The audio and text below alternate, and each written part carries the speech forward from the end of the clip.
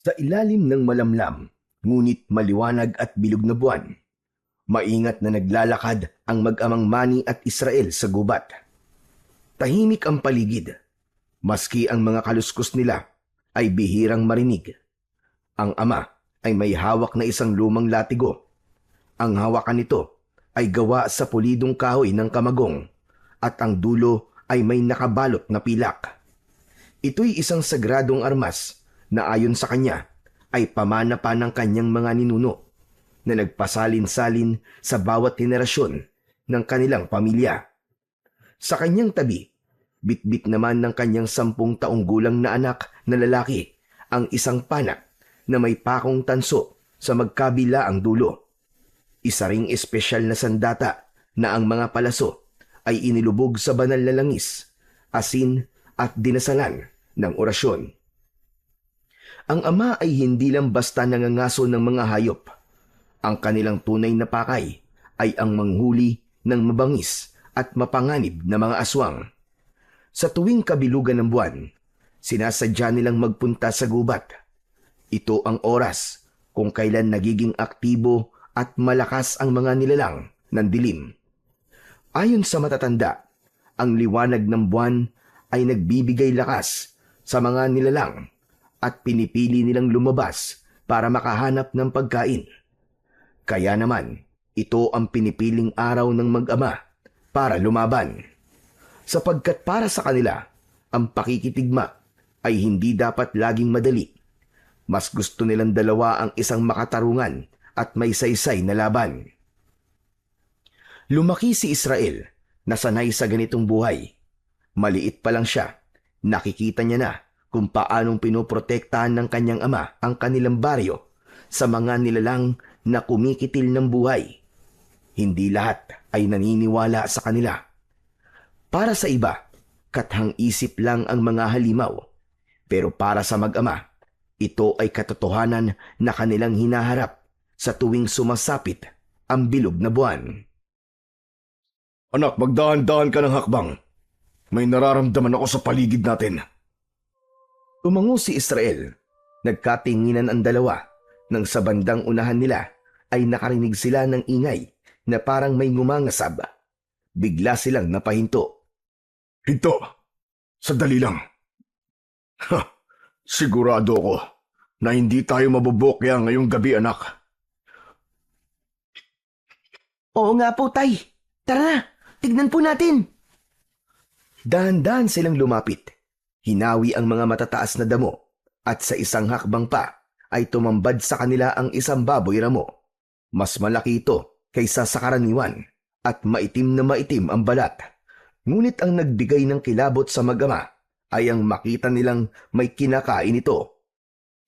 Diyos ko, tay! Katawan po ng taong kinakain niya! Tumigil sa pagkain ng baboy ramo, tila nakaramdam. Tumaas ang matutulis nitong mga tenga na parang may pinakikinggan sa paligid. Unti-unti itong tumingin kung saan direksyon sila nagtatago. Ang mga mata nito'y nagbabaga at may tumutulong dugo sa bibig. Biglang sumugod doon ang baboy ramo. Biglang napaatras si Israel, pero ang tatay nito ay hindi natinag.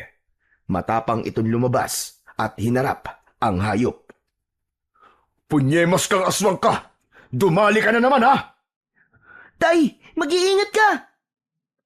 Mabangis ang aswang, ngunit bago pa ito makalapit, naging maagap ang matanda. Agad niyang iwinasiwas sa hangin ang kanyang hawak na latigo. Isang malakas na tunog ang umalingaw-ngaw sa katahimikan ng gubat. Biglang napahinto ang halimaw. Umungol ito na tila nasaktan kahit hindi naman ito tinamaan sa katawan. Mas lalo itong naging mabangis nang makabawi. Galit na galit itong muling sumugod. Ipinalo ulit ni Mang Manny ang latigo sa lupa. Umusok ang lupang tinamaan ng latigo. Ayan, tay! Sige! Nasasaktan siya! Aswang ka! Akala mo makakaligtas ka? Sige, tay! Bigyan mo ng leksyon yan! Oo, anak. Magbabayad kang aswang ka! Muli niyang ipinalo ang latigo sa lupa. Mas malakas. Tumila po ng aswang at sa pagkakataong yun, ang balat niya sa likod ay biglang nagliyab at nalapnos. Nagpagulong-gulong ito sa lupa at sadyang pinatay ang apoy na unti-unti siyang nilalamon. Nang mamatay ang apoy, ay pinilit nitong tumayo at tangkang tatakas. Tay! Tay! Umaatras yung aswang! Mukhang tatakas pa yata! Ako na pong bahala sa kanya! Lumapit si Israel at agad na iniumang ang pana at pinakawalan ng palaso. Tumama ito sa may bandang tagiliran ng halimaw, pero parang hindi man lang ito nasaktan. Lalo lang itong nagalit at tumakbo papunta sa kanya. Anak! Dumapa ka! Agad na dumapa ang bata. Saktong iwinasiwas ang latigo sa ibabaw niya at tumama sa aswang. Isang malakas na sigaw ng matinding sakit ang kumawala dito. Hindi na ito makagalaw. Kitang-kita ni Israel na may gumagapang na maliwanag na likido sa katawan ng aswang. At habang kumakalat ito, unti-unti itong nanghina, nangisay hanggang sa mawalan na ng buhay. Unti-unti na rin itong kinain ng apoy. Ayos! Ang galing mo talaga, Tay! Sana maging kagaya niyo rin ako paglaki ko. Tahimik na ngumiti ang lalaki habang pinagmamasdan ang nasusunog na bangkay ng aswang. Ang liwanag naman na mula sa apoy ang nagbigay liwanag para makita ang muka ng aswang. Darating ang araw, anak. Basta palagi ka lang makikinig sa akin. Tay, salamat po ah. Tinuruan niyo po ako kung paano maging matapang. At tinuruan niyo po ako kung paano lumaban. Paglaki ko, talaga magiging tulad ko rin kayo. Walang inuurungan. Palaging nakahandang ipagtanggol ang iba. Hindi mo naman kailangan lumaki, anak, para magawa yon. Kaya mo na, anak. Naniniwala ako sa'yo. Konting practice na lang sa paggamit mo ng pana. At saka nga pala, itong latigo. Malapit ko nang ipamana to sa'yo. Maaari mo na itong gamitin sa pagpuksa sa mga aswang. Po, ibibigay niyo na po sa akin ang makapangyarihang latigo na yan? Bakit, Tay? Magre-retiro ka na po ba? Retiro? Hindi, anak. Pero syempre naisip ko lang na dapat ay maihanda na kita na maaga para kung sakali mang hindi ko na magampanan ng tungkulin ko, panatag na ako may papalit sa akin. Eh, bakit naman po? Hindi niyo na po magagampanan. Ang lakas-lakas niyo pa naman po ah. Saka, hindi naman po kayo mawawala, di ba? Siguro may balak lang po kayong puntahan, no? Wala naman. Pero alam mo kasi, anak, hindi sa lahat ng oras kasama mo ko.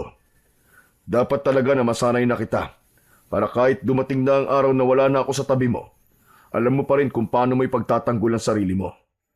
Ang kuya mo at ang buong baryo laban sa panganib na dala ng mga aswang. Kayang-kaya ko na po sila, Tay. Huwag po kayong mag-alala. Alam kong kaya mo, anak. Kaso, yung mga nakalaban natin, mga pangkaraniwang aswang lang sila. May mas nakahihigit sa kanila na ibang uri ng mga aswang. At yun ang dapat mong paghandaan. Talaga po?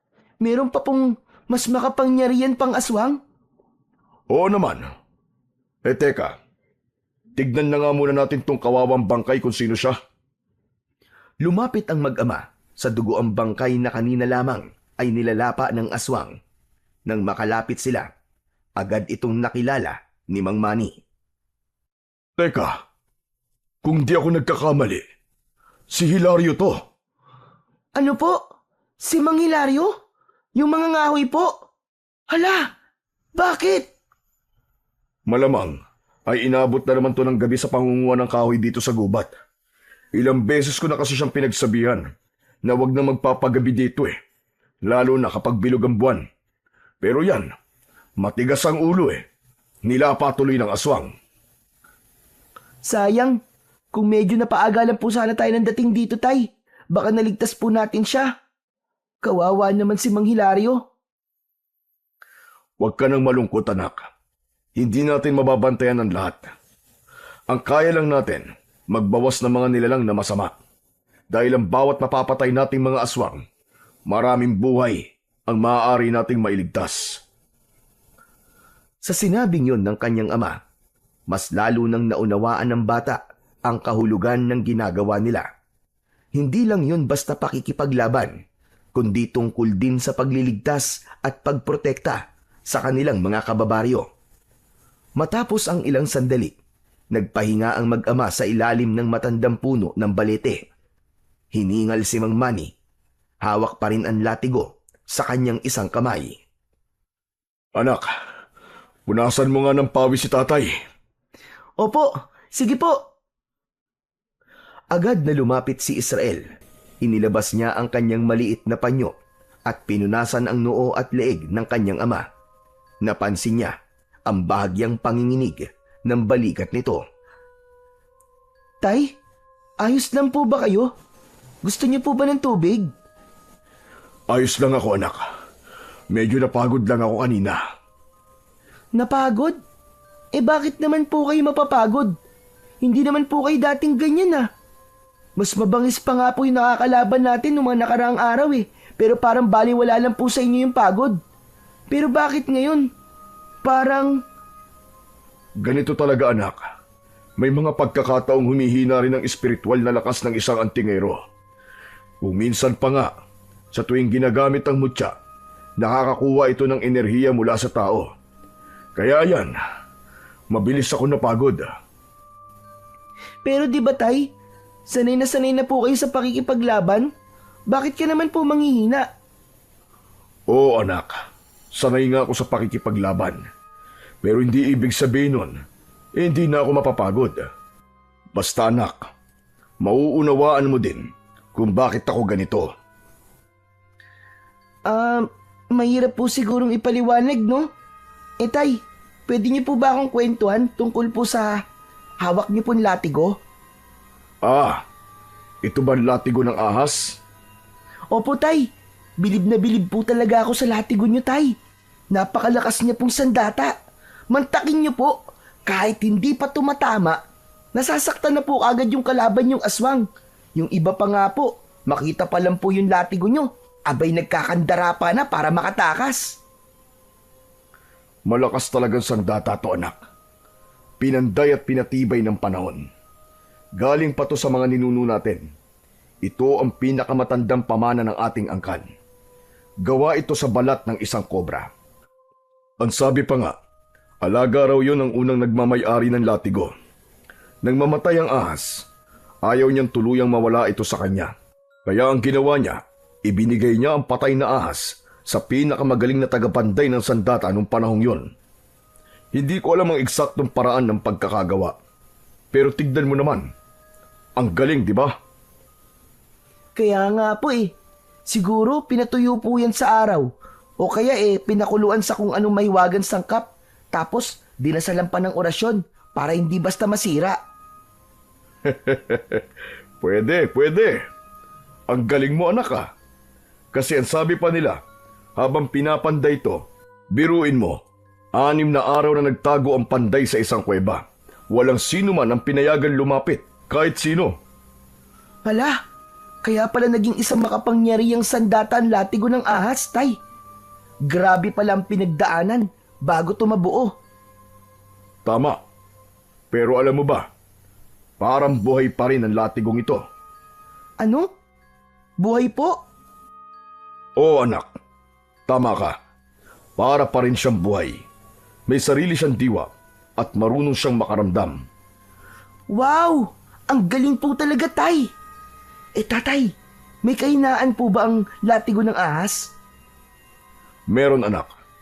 Kung ang may hawak nito ay walang pananalig sa kapangyarihang taglay nito at walang paninindigan, hindi ito tatalab. Minsan ay mas lalo pa nitong ipapahamak ang gumagamit. Kaya nitong makilala ang mabuti at masama. Kung ganun, tay, hindi po pala ito pwedeng mapunta sa kamay ng masasama. Kasi hindi po tatalab sa kanila. Tama ka.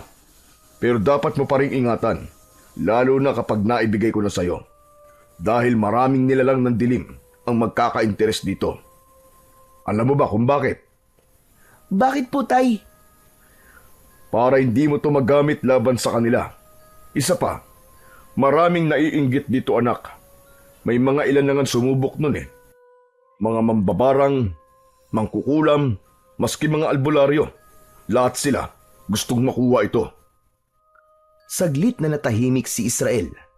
Tumingala siya sa puno ng balete na tila nagpapaalala sa kanya ng lalim ng mundo ng kanyang ama. Isang mundo na hindi basta-basta sa piling ng mga masasamang elemento. Ikaw ang magpapatuloy ng lahat, anak. Lahat ng ginagawa natin ito. Sana, panindigan mo habang buhay.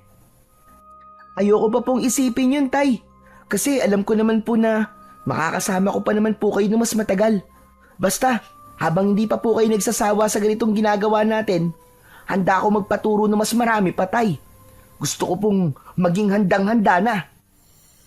Alam ko, anak, at masaya ako sa naririnig ko.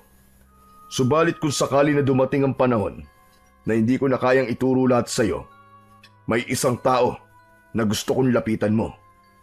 Ha? Sino naman po yun, Tay? Si Cardo. Isa siya sa pinakamagagaling na antingero na nakasama ko noon. Matagal na kaming hindi nagkikita, pero hindi ko makakalimutan ang mga pinagsamahan namin. Cardo? Oo, si Cardo. Matagal kami nagsama sa pangangaso ng mga aswang noon. Binata pa ako.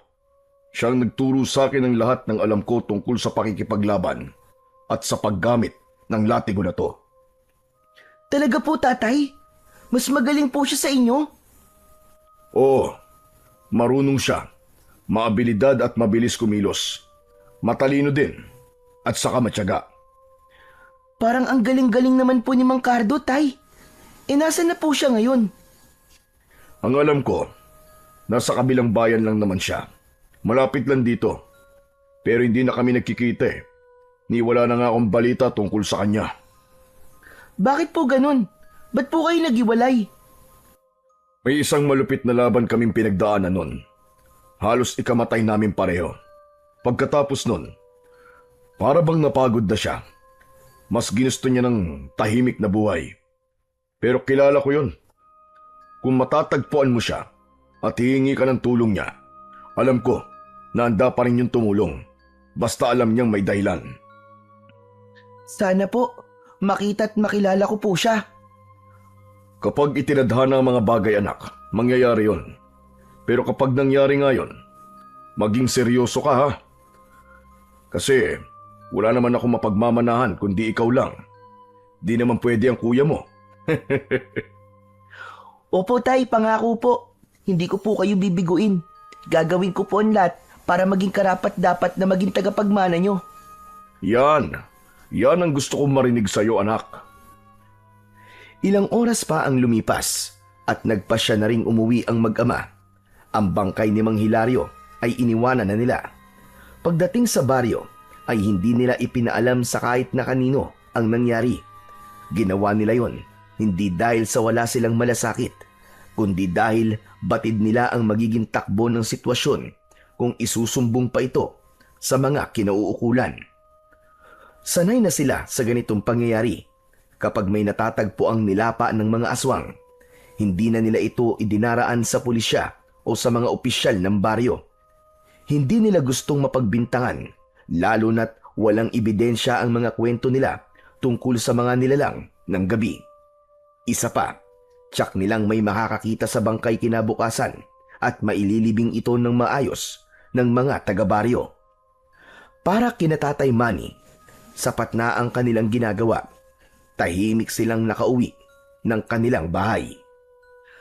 Kinabukasan, maagang nagising si Israel. Agad niyang hinanap ang kanyang ama pero wala pa ito sa kanilang bakuran. Kadalasan kasi kapag bumabangon siya ay nakikita niya ang ama niya na nakaupo sa kanilang balkonahe habang nagkakape. Naglakad siya palapit sa pinto ng kwarto at kumatok. Binuksan niya ang pinto. Nakita niyang gising na ang kanyang ama, ngunit hindi pa ito bumabangon sa kama. Tay, ano pong nangyayari sa inyo? Di po ba kayo makatayo? Hindi ito sumagot. Napansin ni Israel na nanginginig ang katawan ng tatay niya. Butil-butil din ang pawis nito sa kanyang noo. Namumula ang mga mata at nang hawakan ito ng bata ay nalaman niyang inaapoy ito ng lagnat. Wala itong damit na pang-itaas, kaya kita rin ni Israel ang pamumula at tila pamamaga ng kanyang dibdib. Halatay, ang init-init niyo po. Kaya niyo po ba o tatawag na po ako ng manggagamot? Hindi na anak. May sasabihin ako. Ano po yun, Tay? Matagal na to. Matagal ko nang iniindan sakit na to, anak. Di ko lang sinasabi sa'yo. Kasi ayoko mag-alala kayo. Ano, Tay? May sakit kayo? Kung ganun, kailangan niyo po ng gamot. Sinubukan ko na yan pero hindi umubra. Walang nuna sa sakit ko, anak. Napatingin sa mga mata ng ama si Israel. Unti-unting namuo ang luha sa kanyang mga mata, pero pinipigilan niya itong pumatak. Hindi dahil sa hindi siya nasasaktan sa nakikitang kalagayan ng ama, kundi alam niya na sa oras na yon ay kailangan niyang maging matatag. Ramdam ko na, anak. Ito na ang huling pagkakataon ko. Kaya pakinggan mo lahat ng sasabihin ko sa'yo. At tawagin mo na rin ang kuya mo. Kailangan din niyang marinig ito. Tumango si Israel, sabay takbo palabas ng silid. Agad niyang pinuntahan sa kabilang kwarto si Joshua. Nakita niyang mahimbing pa rin ang tulog ng kanyang kuya. Kuya! Kuya, gising na! Kuya! Si tatay, bilisan mo! Biglang napamulat ng mata si Joshua at tinignan ng masama si Israel. Marahan itong bumangon. Ano ba? Ba't ka ba kasi nanggigising? Pambihira naman eh. Naputoy tuloy yung panaginip ko. Sayang ang ganda-ganda pa naman. Hindi ko tuloy nakita yung mukha ng Prince Charming ko, no? Po, pero pinapatawag ka kasi ni tatay eh. Kailangan daw niyo tayo makausap. Ano na naman ba yon? Diyos ko naman. Kuya, mukhang mamamatay na siya eh. Ano? Ano ba yung sinasabi mo, Israel? Ano nangyari kay tatay? Basta sumama ka na, bilisan mo. Mabilis na tinakbo ni Joshua ang kabilang kwarto at umupo sa tabi ng kanyang ama. Di na ito nakapagbihis ng damit. Ang suot niya ay isang manipis na duster at di pa niya natatanggal ang makapal na kolorete sa muka. Nanlalambot pa siya sa antok, pero agad na naalarma sa sinabi ng kanyang kapatid. Tay, bakit po? Ano po nangyari sa inyo?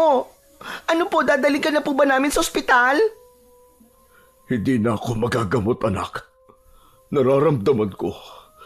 Hindi na ako magtatagal. Ano ba yung sinasabi niyo, Tay? Hindi ba't kagabi lang ang lakas-lakas niyo pa? Ano ba nangyari, Israel? Sabihin mo nga sa akin kung ano nangyari sa inyong dalawa kagabi. Wala naman po eh. Hindi ko nga po alam kung bakit nagkaganyan si tatay. May mga sakit talagang hindi na nagagamot, mga anak. At kapag oras mo na. At ito na, dumating na ang oras ko. Huwag kang magsalita ng ganyan, Tay. Bumagsak ang luha ni Joshua sa kanyang pisngi. Hinawakan niya ang kamay ng ama habang patuloy ang kanyang paghikbi. Tay naman, huwag niyo po kaming iwan. Kailangan po namin kayo, pakiusap po. Tay! Habang panay ang iyak ni Joshua, nanatiling tahimik lang si Israel. Joshua, anak. Ikaw ang mas nakatatanda. Ibibiling ko sa iyo ang kapatid mo. Huwag mo siyang pababayaan. At huwag mong hahayaan na magkahiwalay kayo. Kailangan palagi kayong maging magkakampi. Tay naman eh. Maski naman hindi niyo sabihin sa akin yung nagagawin ko. Siyempre kapatid ko siya. Mahal ko si Israel. Salamat, anak. Israel, lumapit ka. Dahan-dahang lumapit ang bata sa kanyang ama. Agad na iniutos nito kay Israel na kunin ang maliit nitong baul. Sinunod niya ito. Medyo mabigat ang baul, pero kinaya niyang buhatin palapit sa kanyang ama. Binuksan nila ito at kinuha ni Tatay Manny ang sandata niyang latigo. Sa iyo ko na pinagkakatiwala ang latigo, Israel, at ang lahat ng aking mutya at anting-anting. Tay! Huwag kang mag-alangan, anak. Kaya mo na. Konting practice na lang. Magiging katulad mo na ako. Hindi ko po kaya, Tay, kung wala po kayo. Kaya mo na, anak. Kaya mo. Sa murang edad mo, nakita ko na yung tapang mo na hindi matutumbasan. Mangako ka sa akin, anak. Huwag mong hahayaang masayang ang ipinaglalaban natin. Sige po. Pangako po. Hindi ko po kayo bibiguin. Salamat. Salamat, anak. Isang huling ngiti ang ibinigay ng ama sa kanyang dalawang anak. Unti-unti, pumikit ang kanyang mga mata habang nakahawak sa isang kamay ni Joshua. At ilang saglit pa, bumitaw na at lumaylay ang kanyang mga kamay. Huminto na rin ang kanyang paghinga. Hindi! Tay! Tatay! Tatay! Malakas na palahaw ng iyak ang pinakawala ni Joshua. Masakit sa kanya na nawala ang ama nang wala man lang silang nagawa. Pero si Israel, nananatiling seryoso lang ang muka. Hindi nababasa ang kanyang emosyon habang palipat-lipat ang kanyang tingin sa dalawa. Israel, wala na si tatay. Diyos ko, tayo na lang. Wala na ang tatay natin. Muling kinuha ni Joshua ang kamay ng kanyang ama at lumuhod sa gilid nito. Tay, patawad po sa lahat ng naging kasalanan ko sa inyo. Hindi ko alam na ganito pala kalala ang pinagdaraanan nyo. Hindi natin kasalanan, kuya. Ganyan naman talaga si tatay eh. Mas pinili niyang tiisin ang sakit kaysa maging pabigat sa atin. Pero bakit naman ganito? Bakit biglaan? Hindi ko po alam eh. Pero kagabi napansin ko na po na parang may kakaiba sa kanya. Pinagpapawisan po siya tapos hinihingal. Ang sabi po niya eh, ayos lang po siya. Hindi ko naman din alam. Pero panay na po ang bili niya sa akin. Anong gagawin natin ngayon, Israel? Ililibing po natin siya ng maayos sa sementeryo. Paano mo nagagawa yan? Ang alin po, kuya? Yang ganyan? Parang baliwala lang sa iyo ang pagkamatay ni tatay. Hindi ka man lang umiiyak. Hindi ka ba nalulungkot? Nalulungkot po. Pero wala naman na po akong magagawa, di ba? Hindi na nga siya gigising maski umiyak pa ako ng umiyak. Saka sabi niya po sa akin kagabi, kailangan ko daw po maging matatag. Para daw po maging kagaya ko siya. Kailangan kong maging matigas at huwag magpapatinag sa mga pagsubok. Ang dami niyang naituro sa iyo. Pero ako, ba't parang ngayon ko lang napansin na kinulang na pala kami sa oras? Wala man lang kami sapat na bonding. Hindi katulad mo, Israel. Palagi mo nakakasama si tatay. Magkaibang magkaiba ang naging ugnayan ni na Israel at Joshua kay Tatay Manny.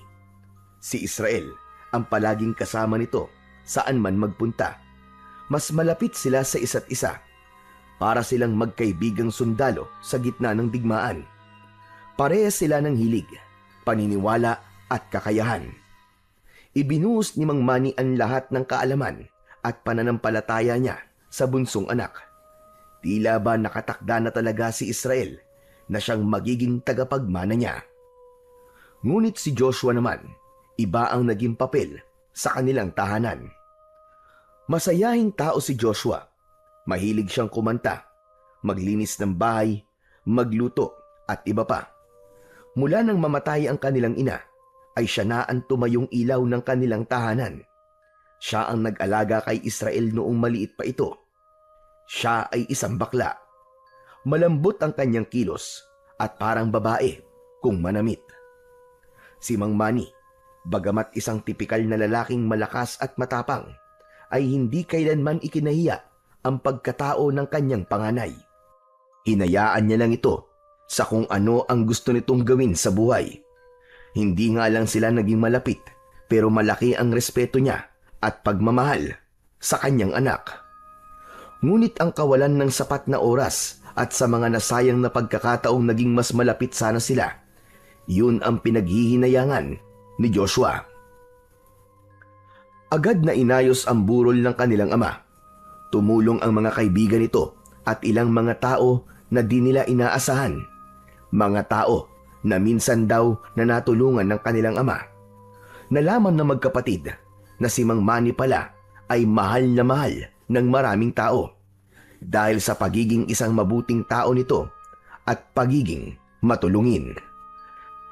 Nang makita ni Israel na nasa loob na ng kabaong ang ama, kahit ilang ulit pa niyang piliting pigilan ang luha, husa na itong pumapatak. Sa tabi niya, humahagulgol naman ng walang tigil ang kanyang kuya. Ang araw na yon ay hindi naging madali para sa kanila. Parehas na di pa rin makapaniwala ang dalawa sa isang iglap ay nanakawin ng kamatayan ang buhay ng kanilang ama. Isang mandirigmang matapang, isang ama na laging handang ipagtanggol ang kanilang pamilya, ngayon tahimik ng nakaimlay sa loob ng kabaong. Habang abala ang mga tao sa pag-aalay ng dasal, may isang lalaking tumayo sa tabi ni Israel. Tila galing sa malayo, sunog sa araw ang balat, magaspang ang mga palad, at ang pinakamapapansin sa kanya ay ang pahilis na peklat sa kanyang muka. Mula sa kanang noo, pababa sa pisngi, may kabang naramdaman si Israel nang mapansin ang lalaking yon. Kinamayan sila ng lalaki at agad itong nagpakilala. Namilog ang mga mata ni Israel. Ako nga pala si Cardo. Ano po? Kayo po ba ang Mang Cardo na binabanggit po sa akin ni tatay na kaibigan niya? Ano ka mo? Binanggit ako ng tatay mo. Bakit? Biling niya po kasi sa akin. Hanapin ko daw po kayo pag wala na siya. Makiusap daw po ako sa inyo na turuan niyo raw po ako sa pakikipaglaban at sa paggamit po ng latigo ng ahas. Talaga? Sinabi niya yun? Opo, kasi sabi niya, baka raw po di niya maituro ang lahat ng dapat kong malaman kaya kailangan ko po magpaturo sa inyo. Kasi mas mahusay daw po kayo kaysa sa kanya. Ikaw daw po nagturo sa kanya kung paano po makipaglaban. Totoo po ba yun, Mang Cardo? Pambihira talaga tong kaibigan ko. Maski matagal na pala kaming hindi nagkikita, hindi pa rin siya nagbabago. Palagi niyang binubuhat ang aking bangko. Ano po yun? Ang ibig kong sabihin, hindi pa rin niya nakakalimutan ang mga pinagsamahan namin. Palagi pa rin niya akong pinagmamayabang, maski ang totoo. Siya naman talaga ang mas magaling sa aming dalawa. Sabi ko ni, tama ako ng hinala. Kasi nakita ko talaga, ang galing-galing po ng tatay ko. Kaso, wala na po siya ngayon. Patay na po siya. Ano bang nangyari? Bakit ang bilis naman yata? Matagal na daw po siyang may sakit. Hindi lang po niya sinasabi sa amin. Tumango si Mang Cardo at sinilip ang kaibigan sa loob ng ataol. Kailan siya ililibing? Sa isang araw po. Tahimik na lumipas ang ilang sandali. Hawak ni Mang Cardo ang kanyang sombrero. Mariing pinisil sa kanyang mga kamay habang tinititigan ang labi ng kanyang matalik na kaibigan.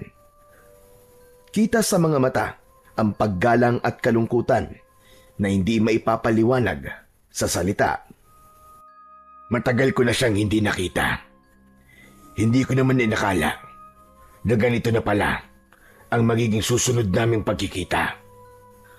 Nilingon siya ni Israel. Tinitigan ito mula ulo hanggang paa. May kung anong pagkakapareho sa ama nito. Ang tikas, ang matalas nitong mga tingin, at ang kilos.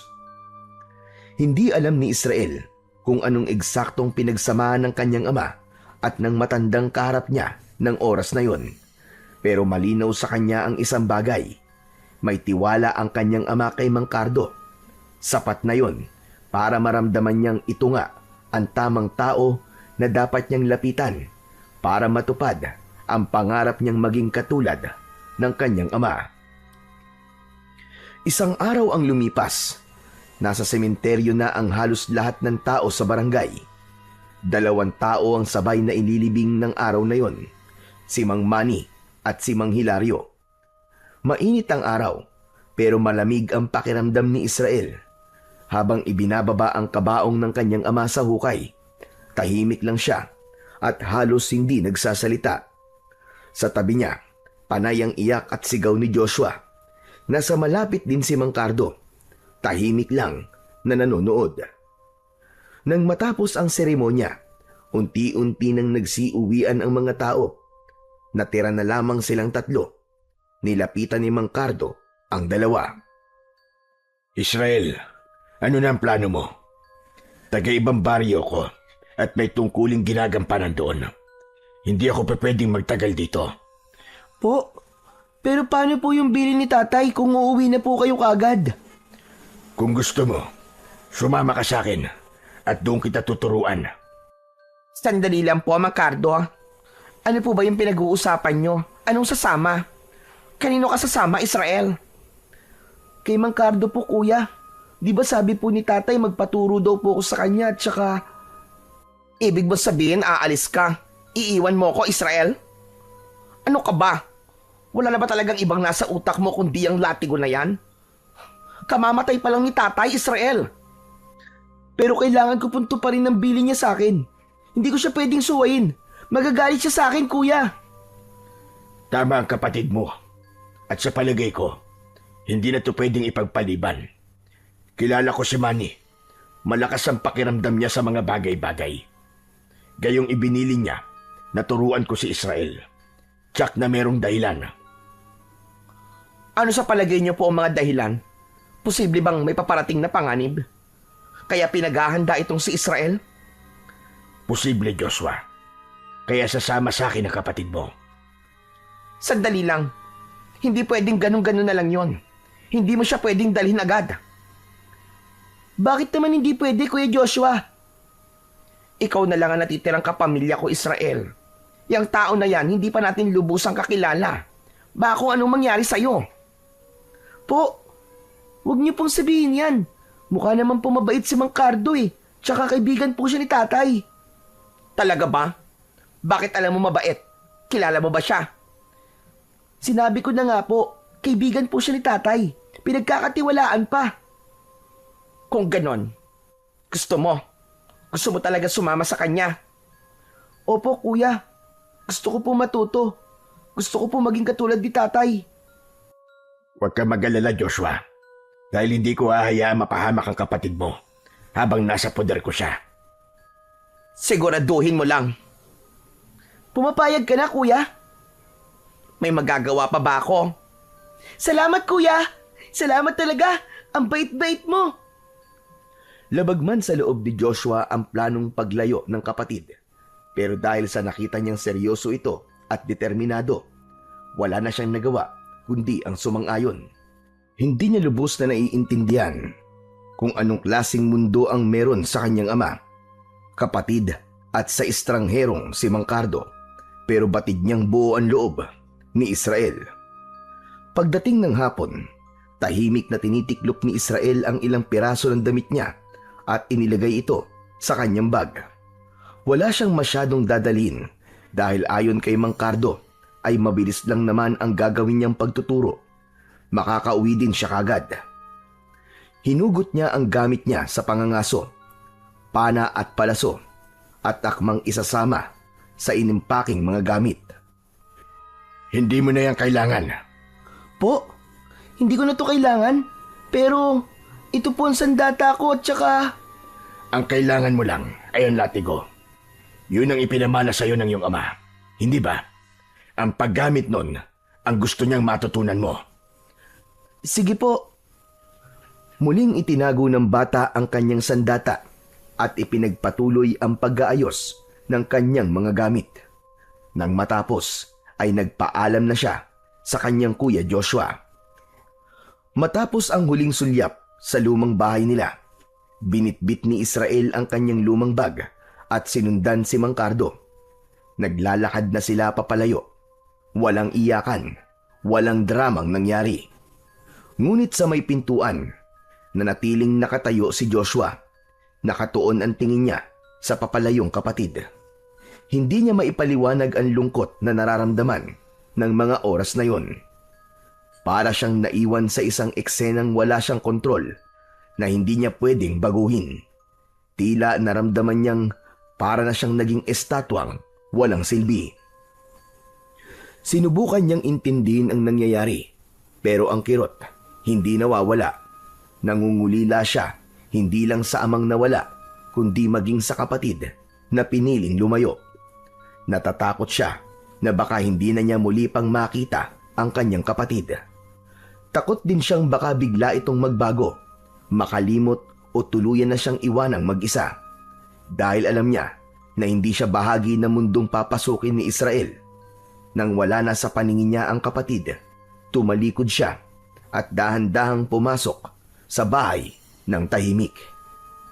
Samantala, pagdating nila sa baryo kung saan nakatira si Mang Cardo, agad silang sinalubong ng mga tao. May halong tuwa at lungkot ang mukha ng mga ito nang makita ang lalaki. Ba, mabuti na lamang at dumating ka na, Mang Cardo. Bakit? May nangyari bang masama habang wala ko rito? Opo, marami pong nawala ng mga alagang hayop, mga kambing, aso, pati manok. Wala silang patawad. Ano ka mo? Abay 2 gabi lang ako nawala. Sumalakay na naman ng mga loko. Hindi na talaga nagtatanda ngayon. Ang kakapal ng muka. Kaya nga po Mang Cardo, tulungan niyo po kami. Sana po, mapuksa niyo na po mga hayop na aswang na yun. Pero wisyo po sila sa kabuhayan. Kawawa po mga tao. Biglang sumiryoso ang mukha ni Mang Cardo at si Israel. Tahimik lang habang nakikinig. Hindi siya makapaniwala na sa lugar na yon ay may hinaharap ding problema sa aswang. Sige, ako nang bahala. Umuwi na kayo at huwag nang lalabas kapag malalim ng gabi. Huwag niyo ding ipaalam kahit kanino ang pagdating ko. Ngayong gabi, tatapusin na namin ang kawalangyaan ng mga yon. Pagkasabi nun, ay umuwi na ang mga tao at nagsipasok na ng kanilang mga tahanan. Isinaradong mabuti ang mga pinto at bintana. Nakita ni Israel ang mga proteksyong nakalagay sa harap ng mga pinto, isang bungkus ng bawang at nakabaligtad na palaspas. Pumasok na sa loob ng bahay ang dalawa at doon sila nag-usap. Mang Cardo, problema yun din po pala ang aswang dito. Oo, Israel. Matagal na. Ganun din po sa amin Pero malaki po ang pagkakaiba. Mukhang ang mga tao po dito naniniwala po sa ginagawa nyo at sa mga aswang.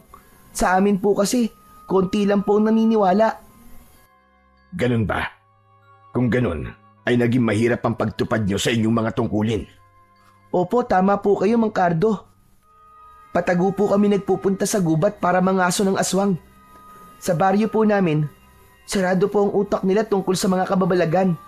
Konti lang po talaga ang naniniwala. Hindi naging sikat si tatay bilang birador ng aswang. Sikat siya sa pagiging matulungin at pagiging mapagbigay. Doon po siya minahal ng tao. Hindi po nila alam na matagal na silang pinoprotektahan ni tatay sa kamay ng mga aswang. Dito naman, naniniwala sila sa aswang kasi nakakita na sila. Ipinakita ko sa kanila mismo. Talaga po? Oo. Kaya ayun, wala nang pali-paliwanag. Naniwala kaagad sila nang makita nila ang aswang na nahuli ko. Ang galing pala.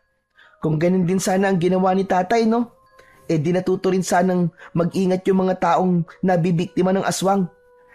Ay nako, nakakalungkot lang. May mga buhay na nasayang po dahil sa ganun. Tama ka, Israel. Mang Cardo, ano na po ang plano nyo ngayon? Kailangan nating kumilos kagad. Hindi na pwedeng palampasin ito. Tayo po ang huhuli sa aswang. Tama ka, Israel. Tayo ang huhuli. Simula ngayong gabi, ikaw na muna ang katuwang ko. Simulan natin ngayon ang training mo. Agad siyang tinuruan ni Mang Cardo. Sa likod bahay, sinimulan nila kagad ang pagsasanay.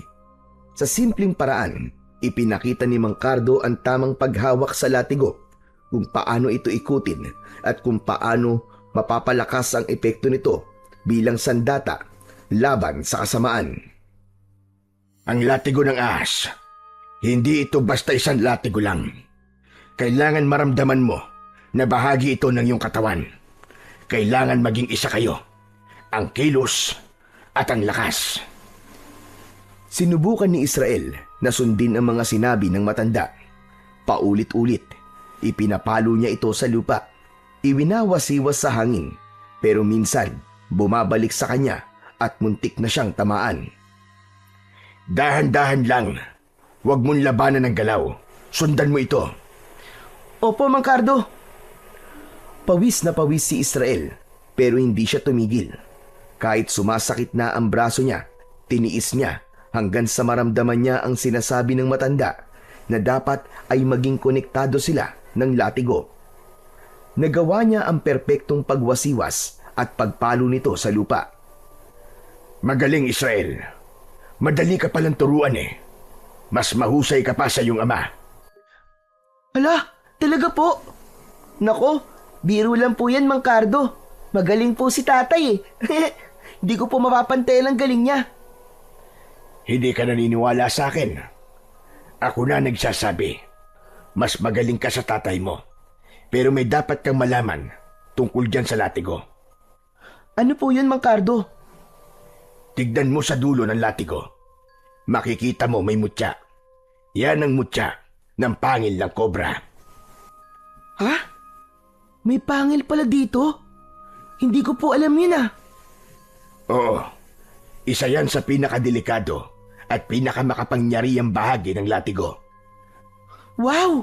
Kung ganun, may mas igagaling pa pala to. Ang astig! Siyempre naman. Alam mo bang para ring buhay ang latigo na yan? Oo.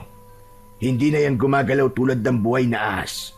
Ngunit, ang kapangyarihan yan, buhay na buhay. Kapag gumana ang bisa ng mutya na yan, ang latigo parang nagiging kasing talim ng espada.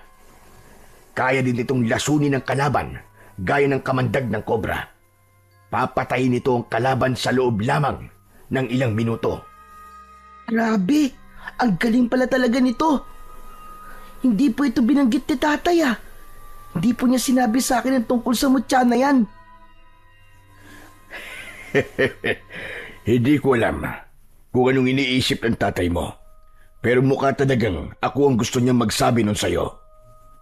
Ganun po ba, Mang Cardo? Mahiwaga talaga si tatay, no? Tama ka dyan, Iyo. At may dapat ka pang malaman. Ano po yun, Mang Cardo? Ingatan mo yung mutya. Dahil kapag nawala yan, wala nang bisa ang latigo mo. Mabubulok yan, Israel. Parang patay na hayop na nilalangaw at unti-unting kinakain ng uod. Wala nang silbi. At kapag nangyari yun sa gitna ng laban, delikado ka. Hala, pero di ba? Di naman to ganun kadaling matanggal. Oo naman, kasi nakakabit yan mismo sa katawan niya. Matatanggal lang yan kung pipiliting alisin ng isang masamang nilalang. Ayaw nilang mutya ng pangil ng kobra dahil hindi talaga ito kayang labanan. Ganon kalakas ang kapangyarihan nito, Israel. Kaya ingatan mong mabuti yan. Naiintindihan ko po, Mang Cardo. Iingatan ko po ito na mabuti. Pinapangako ko po yan. Mabuti naman. Tumahimik na si Israel. Muli niyang sinubukan ng latigo. Ipinalo niya ulit ito sa lupa at mula doon, lumabas ulit ang isang usok. Usok na nakakasunog ng mga masasamang nilalang. Sakto 2:00 ng madaling araw. Pumilos ang dalawa. Tahimik na ang baryo ng mga oras na yon. Naglagay sila ng pain sa isang madamong bahagi ng gubat malapit sa baryo. Ito ay ang alagang kalabaw ni Mang Cardo. Dito natin sila hihintayin, Israel. Alam niyo pong pupunta sila dito, Mang Cardo? Sa dami na nakasagupa kong aswang, kabisado ko na sila. Kahit malayo sila, naaamoy nila ang dugo. Dugo? Ano pong dago, Mang Cardo? Dugo ng tao. Dugo ng tao? Saan naman po tayo kukuha ng dugo ng... Di na natapos pa ni Israel ang kanyang sasabihin. Nanlaki ang mga mata niya nang makitang sinugatan ni Mang Cardo ang sarili nitong palad. Lumabas ang sariwa nitong dugo. Agad niyang ipinahid ito sa katawan ng kanyang alagang kalabaw. Pagkatapos ay nagtago sila sa likod ng mga matataas na damo. Mga 50 hakbang mula sa kanilang pain. Naghintay sila. Hawak ni Israel ang latigo. Makalipas ang halos 30 minuto, dumating na ang inaasahan nilang mga nilalang. Andiyan na sila. Nandiyan na ang mga aswang. Pinagmasdan ni Israel ang mga aswang na paparating. Ang una ay payat, mahaba ang leeg at may matutulis na kuko na animo ay tari ng manok. Ang isa naman ay mas malaki, pero parehas lang sila ng itsura ng nauna. Parang tao, pero nakakatakot at bahagyang nakayuko. Israel, maganda ka. Dahil ikaw ang haharap sa kanila. Po! Ako po! Ngayon na! Agad-agad! Sigurado po ba kayo, Mang Cardo? Oo. Sa'yo na ang laban na ito, iyo. Bahagi na ito ng iyong pagsasanay. Huminga ng malalim si Israel. Lumabas siya sa kanyang pinagtataguan at mabilis na lumapit sa mga aswang. Bigla niyang inihampas ang latigo sa lupa. Narinig ang malakas na pagtama nito. Napaatras ang isang aswang, ngunit ang isa ay nagwala at sumugod. Israel, maganda ka! Muling ipinalo ng bata ang latigo sa lupa at katulad ng inaasahan, nasaktan ang mga aswang. Sige, ganyan nga Israel. Magaling bata. Sige, sige pa! Nang marinig ito ni Israel, natuwa siya ng sobra at nawala sa konsentrasyon. Napatingin siya kay Mang Cardo na nagtataas ng kamao, ngunit sa hindi inaasahan, biglang nakabawi ang isang aswang. Bigla nitong sinunggaban ng bata. Nakalmot ang kanyang braso. Aray! Tinamaan ako! Israel! Agad siyang tinulungan ni Mang Cardo. Tumalon ito at sinalubong ng suntok at sipa ang aswang na umatake at nanakit sa bata. Halos mapasubsob ang aswang sa lupa. Ang isa pang aswang ay sinubukan ding umatake, pero nahawakan ito ni Mang Cardo sa leeg at ibinalibag. Tumama ito sa puno. Napatulala si Israel sa kanyang nakita. Hindi siya makapaniwala sa lakas ni Mang Cardo. Ngayon na Israel, gawin mo na! Nang marinig yun, muling tumayo si Israel. Pinunasan ng sugat at muling hinawakan ng mahigpit ang latigo ng ahas. Ito na! Inihampas niya ang latigo. Mas malakas, mas may pokus. Muling umalingaw-ngaw ang tunog. Tumilapon ng isang aswang. Sugatan at ang balat nito ay parang nalapnos. Tapos ay biglang nasunog. Yan! Magaling Israel! Ganyan nga! Lumapit ang isa pang aswang, mabilis at galit na galit. Inikot ni Israel ang latigo. Saktong tamang-tama sa tiyempo. Hinampas niya ito ng buong lakas. Tumama ito diretso sa leeg ng aswang. Nakita niya na tila nagbaga ang latigo at sa isang iglap, gumulong ang ulo nito sa lupa. Napatigil si Israel, namangha siya at hindi halos makapaniwala sa kanyang ginawa. Magaling iyo! Yan! Yan ang gamit ng latigo! Kaya ko pala talaga, Mang Cardo! Kaya ko pala talaga! Kaya mo kung maniniwala ka sa iyong sarili. Napagtagumpayan ni Israel ang unang pagsubok sa kanya ni Mang Cardo at masayang-masaya siya sa gabing yun. Kinabukasan, naging masinsinan ang kanilang pagsasanay. Hindi na nagsayang ng oras pa si Mang Cardo. Dahil hindi lang ang tungkol sa latigo ang ituturo niya sa bata. Kailangan niyang mapalakas ito para magamit ang pisikal na lakas kapag lumalaban. Gayon din ang espiritual na kakayahan ni Israel. Tinuruan niya ito ng mga mahalagang orasyon. Pinagbubuhat niya araw-araw ng mabibigat na troso ang bata. Pinatatakbo paakyat sa burol at pinapapasan ng sako-sakong buhangin. Sa halos buong linggo na yon ay halos bumigay ang katawan ng bata sa hirap pero hindi siya sumuko. Determinado siya at labis niyang pinagkakatiwalaan ang kaibigan ng kanyang ama. Tama yan, Israel. Huwag ka sumuko. Hindi ka pwedeng mapagod kagad. Ang kalaban natin iba-iba. Kaya kailangan nating mas maging matatag palagi.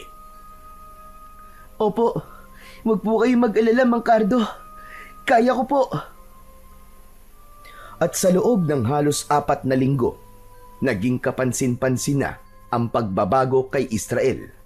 Hindi na siya madaling hingalin. Ang mga braso niya mas matigas na. Ang katawan niya ay tila naging bato-bato at ang loob niya hindi na madaling matinag. Isang hapon, matapos ang huling pagsasanay, lumapit si Mang Cardo. Tinapik niya ito sa balikat at tumango. Handa ka na, Israel. Handa ka na.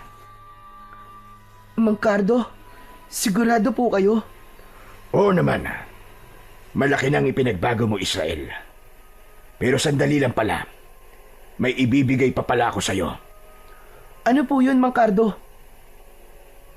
Mula sa kanyang baul ay may inilabas si Mang Cardo na isang bagay. Nagulat siya nang makita ito. Bakit? Papanong? Huwag ka nang magulat. Saka ko na lamang sasabihin sa'yo kung bakit meron ako niyan. Basta sa'yo na yan. Tiwala ko na magagamit mo yan. Tumango ang bata. Tinanggap niya ang bagay na yon at inilagay sa isang supot. Itinago niya sa kanyang bag. Tapos na ang kanilang pagsasanay. Inihanda na ng bata ang kanyang mga gamit para sa kanyang pag-uwi. Inihatid siya ng lalaki hanggang sa may bukana ng baryo nila Israel. O paano, Israel? Hanggang dito na lamang ako. May kailangan pa akong tapusing trabaho. Mang Cardo, maraming salamat po talaga sa inyo. Sa lahat po ng ginawa niyo para sa akin. Hindi ko po makakalimutan ito. Walang anuman yun, bata. Basta, huwag mong kalimutan ang mga itinuro ko sa'yo. Tumango si Israel. Lumakad na siya pauwi sa kanilang bahay. Nakita niyang bukas ang pinto. Dere-derecho siyang pumasok. Kaagad niyang naamoy ang aroma ng nilulutong ulam sa kusina. Ang bango! Parang tinolang manok yun ah! Nagulat si Joshua nang marinig ang boses ng kanyang kapatid. Agad siyang tumakbo papunta kay Israel at kaagad niyang niyakap ito ng mahigpit. Hindi niya napigilang umiyak habang pinipisil-pisil ang likuran ng kanyang kapatid. Ay! Diyos ko, Israel! Israel, nagbalik ka na! Kuya naman ni Aray! Masakit po yung kurot niyo, kuya! Aray ko! Grabe ka, ha? Wala ka man lang pasabi. Akala ko hindi ka na talaga babalik eh. O tama na po. Yung niluluto niyo po, baka masunog yun. Sayang naman po. Tinola pa naman. Mamaya matuyuan sabaw.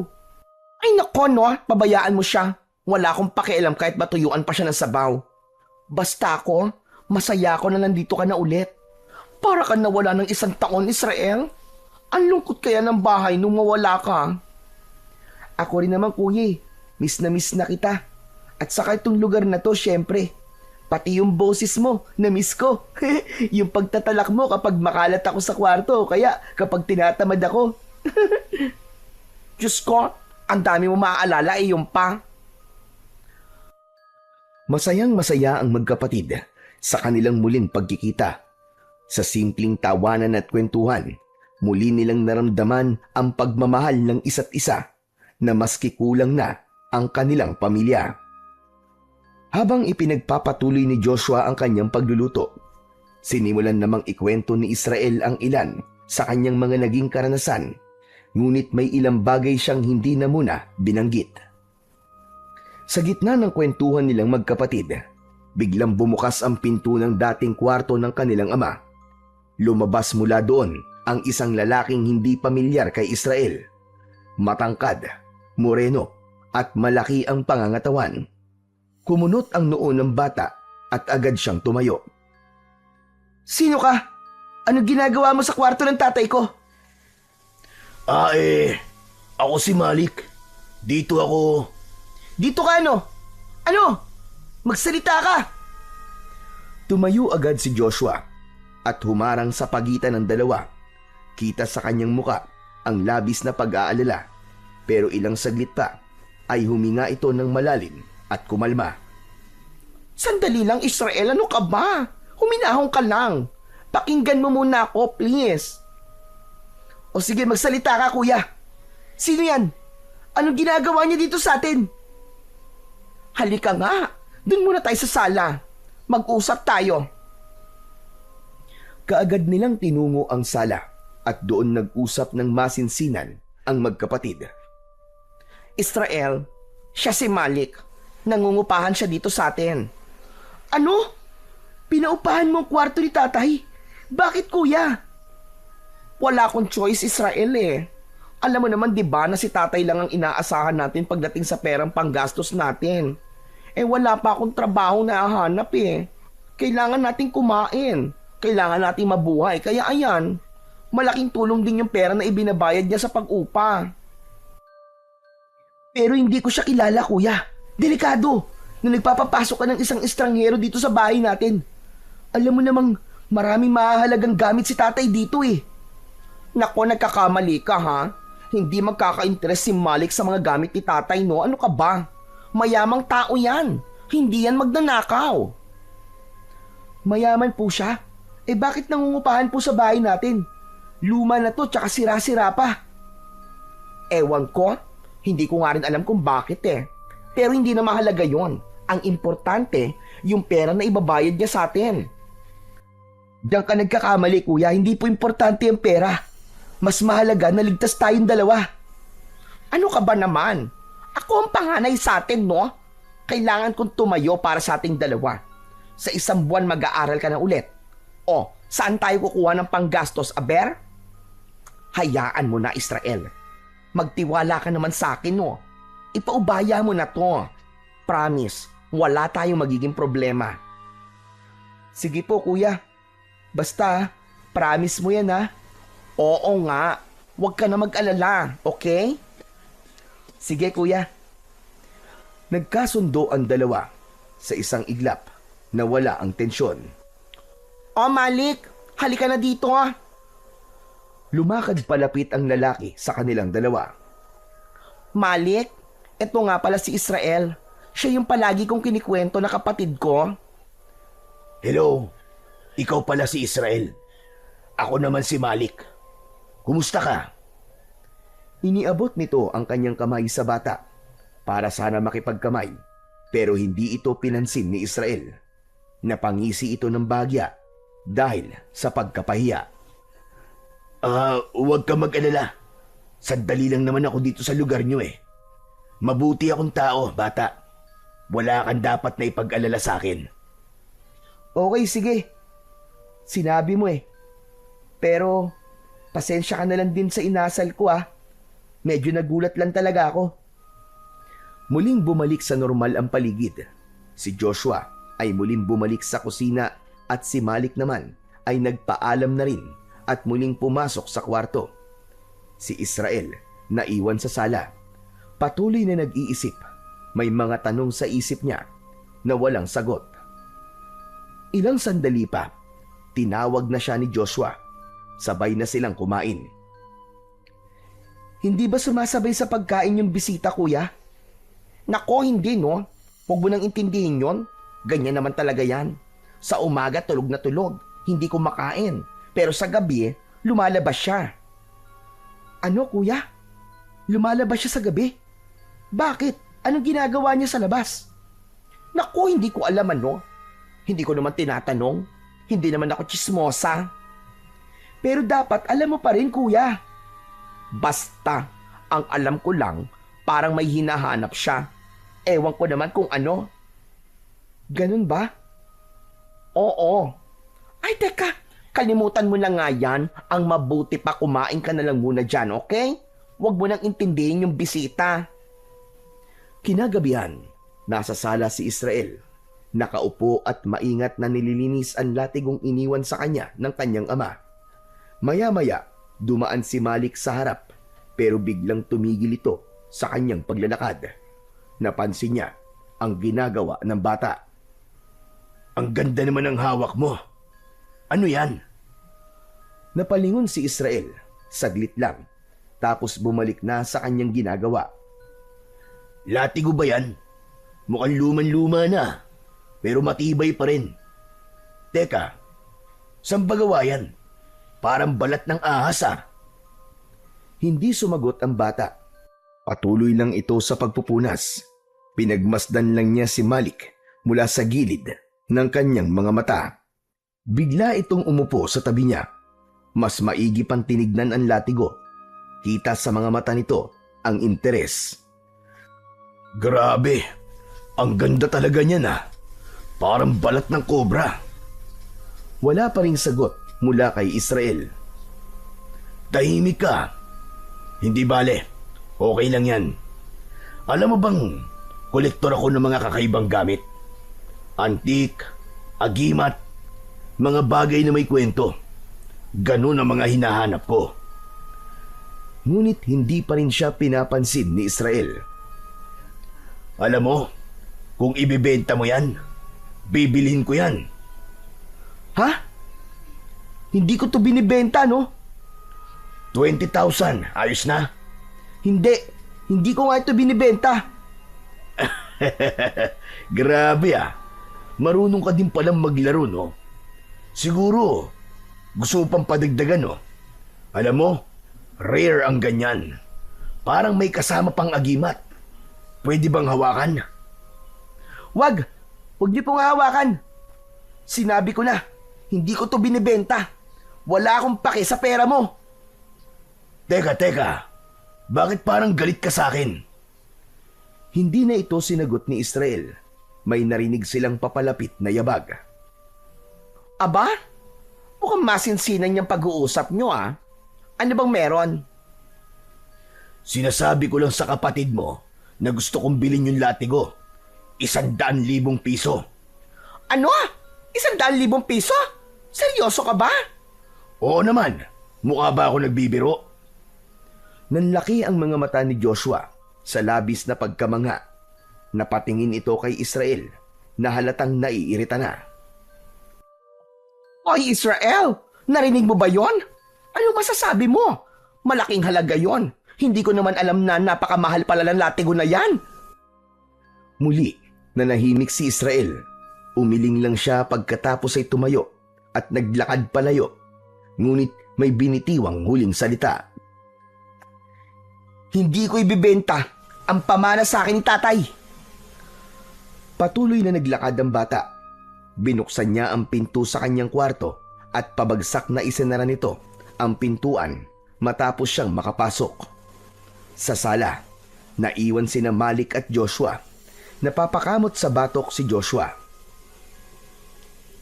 Malik, pagpasensyaan mo na ang kapatid ko ha? Okay lang. Hindi ba talaga nyo ibibenta sa akin yung latigo? Mukhang ayaw talaga niya eh. Kilala ko naman ang kapatid ko, no?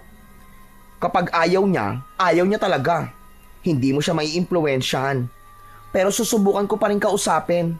Sayang din naman kasi yung pera eh. Malaking halaga yon. Malaki ang maitutulong nun sa amin. Sa loob ng kwarto ng bata, nakaupo si Israel sa kanyang katre. Maigpit ang hawak niya sa latigo. Parang sinisiguradong hindi ito mapapakawalan. Ang latigo na lang ang natitirang koneksyon nila ng ama at kailangan niyang tuparin ang pangako niya dito bago pa ito mamatay. Iingatan niya ang latigo. Kinabukasan, hindi na nagpansinan pa ang magkapatid. Dahil doon ay lumabas ng bahay si Israel, nakipaglaro sa kanyang mga kaibigan. Ilang araw silang tahimik, ilang araw silang nanatiling ganun, kaya naman si Israel, para malibang ang sarili, nangangaso siya at minsan naman ay nagsasanay sa gubat. Dahil doon, hindi niya alam na nagsimula ng lasunin ni Malik ang isip ng kanyang kapatid. Hindi sa pamamagitan ng pagpipilit nito na mabili ang latigo, kundi nakipaglapit ito kay Joshua. Nung una, hindi ito ganong pinapansin ni Israel, pero habang tumatagal ay may nakita na siyang kakaiba na parang may mali na sa kilos ng dalawa. Minsan ay napapansin niya ang simpleng pitik sa braso at minsan naman ay yung mga akbayan na may kasamang harutan. Isang hapon, habang pauwi si Israel galing sa pagsasanay, ay nadatnan niya ang dalawa na nagbibiruan. Narinig niyang tawa ng tawa ang kanyang kuya. Hinampas ni Malik ang balikat ni Joshua ng tuwalya at pagkatapos nun ay mabilis itong niyakap mula sa likod. Napahinto si Israel. Anong ginagawa niyo? Biglang natahimik ang dalawa. Natigilan si Joshua, sabay iwas ng tingin. Wala. Nagbibiruan lang kami, Israel. Parang sobra naman na yata yung biruan niyo. Uy, ano ka ba? Chill ka lang. Wala namang masama eh. Bata ka pa para sa mga ganito. Opo, bata nga lang po ako. Pero hindi ako bulag. Pagkasabi nun, ay mabilis na naglakad paalis ulit ang bata at hindi na lumingon pa. Ramdam niyang may mali. Hindi niya maipaliwanag, pero mabigat ang pakiramdam niya. Naglakad siya pabalik sa gubat at doon nagmuni-muni maghapon. Inabot na rin siya doon ng dilim. Hindi mapakali si Israel. Umupo siya sa sanga ng isang malaking puno. Nagsiselo siya sa nakikita niyang paglalapit ng dalawa. Pakiramdam niya ay inaagaw na ni Malik ang kanyang kuya. Lalo pat ilang araw na silang hindi nag-uusap at parang walang pakialam sa kanya. Sa kanyang malalim na pag-iisip, bigla siyang nakarinig ng kung anong kaluskos. Tumayo siya at naghanda. Hinawakan niya ng maigpit ang latigo at inikot ang kanyang paningin sa buong paligid. Sa bandang kaliwa niya, may nakita siyang gumalaw, parang papalapit sa kanya. Hindi ka aabot sa akin, lintik ka! Inihanda na niya ang sarili at sa paglitaw ng nilalang, nakahinga siya ng maluwag. Nakita niya ang isang musang, naghahanap ng kanyang makakain. Maya-maya ay tumakbo na ito palayo. Napaupo ulit ang bata at napailing. Ay nako, akala ko naman kung ano na. Pero ayos na din yun. Wala akong ganang makipaglaban ngayon. Umalis na si Israel sa lugar na yon at mula doon ay naghanap siya ng maayos-ayos na mapipwestuhan. Nagdesisyon siyang doon na sa gubat magpalipas ng magdamag. Naghanap siya ng ligtas na lugar upang kanyang mapagpahingahan. Pinili niyang pumwesto sa ilalim ng puno ng balete. Inilatag niya ang kanyang sako at ginawang banig, habang ang bag na palaging hawak ay kanyang ginawang unan. Hay! Ang sarap naman dito. Presko ang hangin at tahimik. Maya-maya pa, bumigat na ang talukap ng mga mata ng bata at payapa na siyang nakatulog buong magdamag. Samantala, kinabukasan, nang magising si Israel, naramdaman niya ang kakaibang alinsangan sa umaga. Tapos ay amoy malansa ang hangin, masangsang at parang nabubulok na karne. Napaangat ng ulo ang bata mula sa kanyang pagkakahiga. Doon niya malinaw na narinig ang ingay na nagmumula sa mga tao sa baryo. Bigla siyang napabalikwas. Pinakinggan niyang mabuti ang tunog. Nang makumpirmang galing nga sa baryo ang ingay, agad siyang tumakbo palabas ng gubat. Habang papalapit sa baryo, lalo niyang naririnig ang gulo, mga sigawan, iyakan at ang tunog ng maraming yabag ng paa na tila nag-uunahan sa pagtakbo. Kinabahan siya. Hindi ito karaniwang ingay ng mga nag-aaway o may sunog. Isa lang ang nasa isip niya. May trahedyang nangyari. At mas lalo pa siyang kinabahan nang makalabas na siya ng gubat ay napansin niyang papunta sa kanila ang daloy ng mga taong tumatakbo. Bigla siyang binundol ng kaba. Bigla niyang naalala ang kanyang kuya Joshua. Pagdating sa tapat ng kanilang bahay, nakita niya ang maraming tao na nagkukumpulan sa harapan. May mga umiiyak, may ilang nakatakip ang bibig dahil sa gulat.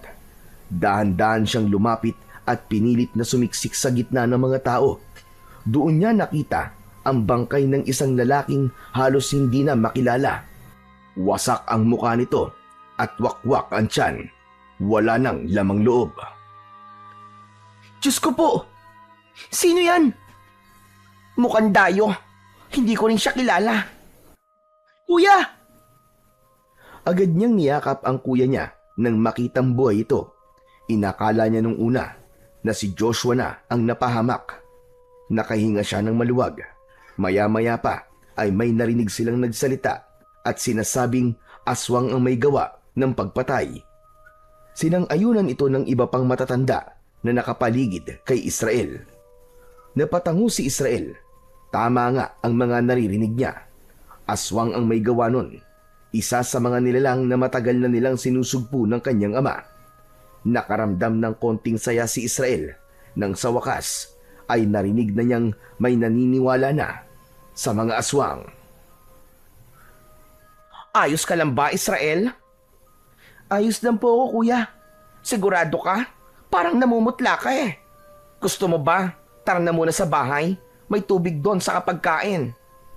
Dito na lang po muna ako. Gusto ko lang pong tignan. Umuwi na si Joshua. Samantalang si Israel ay lumapit sa isang lalaki na nakatingin pa rin sa bangkay. Kilala niyo po ba siya? Parang kilala ko siya iyo eh. Pero hindi lang ako sigurado ah. Ay, oo nga. Apo siya ni Mang Celso. Yung balikbayan. Naalala ko na. May balat yun sa baba eh. Diyan oh, sa ilalim.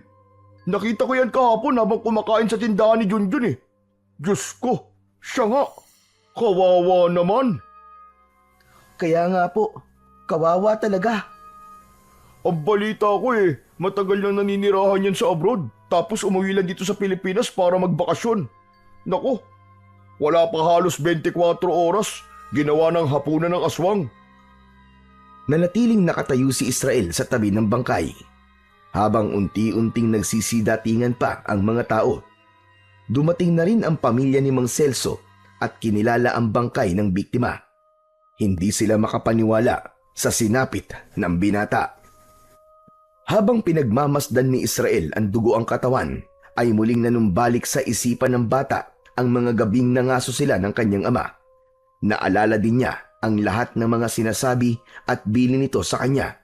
Naituloy niya ang tungkulin ng kanilang lahi, ang maging protektor at tagapangalaga ng kapayapaan sa baryo. Oras na. Oras na para harapin ko sila. Ano yun? May sinasabi ka ba, bata? Wala po. Pasensya na po. Tumalikod siya at nagsimulang maglakad pauwi. Mabigat ang mga hakbang niya pero diretso ang tingin sa bahay nila. Pagkarating niya ay nakita niya kagad ang kanyang kuya Joshua na malungkot na nakaupo sa duyan sa may balkon. Tila may malalim na iniisip. Nang mapansin siya, agad itong tumayo. Mabuti naman at umuwi ka na. Halika na sa loob, kumain ka na. Sige po kuya, salamat po. Tahimik silang naglakad papunta sa pagkainan. Habang kumakain, napatingin si Israel sa pinto ng kwarto ng ama. Napansin yun ni Joshua. Wala na. Umalis na si Malik. Nag-iwan na lang siya ng sulat. Pasensya na raw. At siya pa naging dahilan ng gulo nating dalawa. Mabuti naman. Siya nga pala kuya. Naawa ako dun sa lalaki kanina. Grabe talaga yung itsura. Sigurado ako. Mabangis na aswang ang may gawa nun. Ang hinala ko, meron na namang namumugad na aswang dito sa atin. Ano ka ba? Hindi na bago yan, Israel. Simula nung umalis ka para mag-ensayo, halos araw-araw may namamatay. Minsan hayop, minsan tao. may nakikitang bangkay sa ilog, sa kalsada, sa tabing gubat. Pero madalas ay mga taga-ibang lugar ang natatagpuan dito.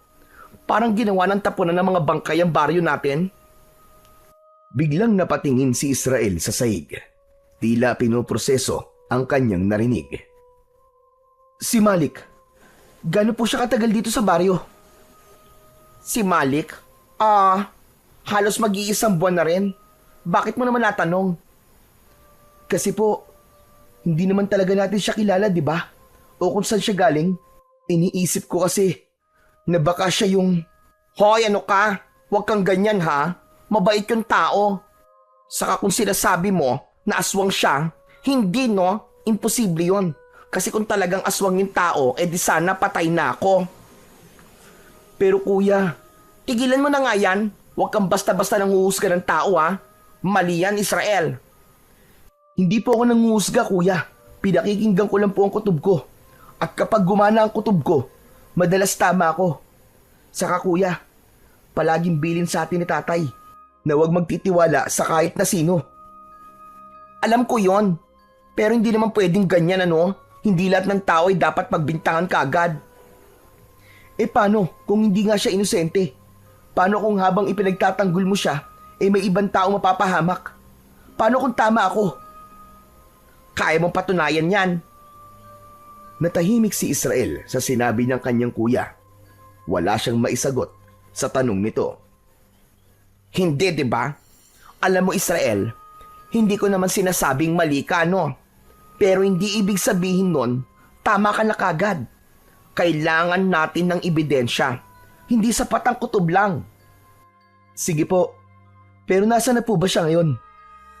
Hindi ko nga alam eh. Ang sabi niya kasi sa sulat, may pupuntahan lang daw siya saglit.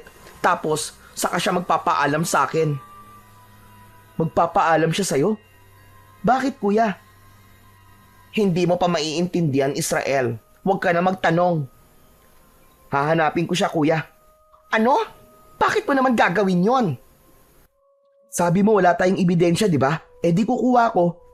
Kailangan kong malaman kung saan siya nagpupunta sa gabi. Kung ano ang ginagawa niya. Kung wala namang masama, di mabuti. Pero kung meron, humanda talaga siya sa akin. Israel, ano ka ba? Delikado yung gagawin mo, bata ka pa. At kung sakaling totoo nga ang hinala mo, paano kung ikaw ang mapasama? Hindi po mangyayari yung kuya. Magaling na po ako. Halos kasing lakas ko na po si tatay. Talagang hindi mo kayang palampasin ng ganitong bagay, ano? Hahanapin mo talaga ang gulo. Hindi ko hinahanap ang gulo, kuya.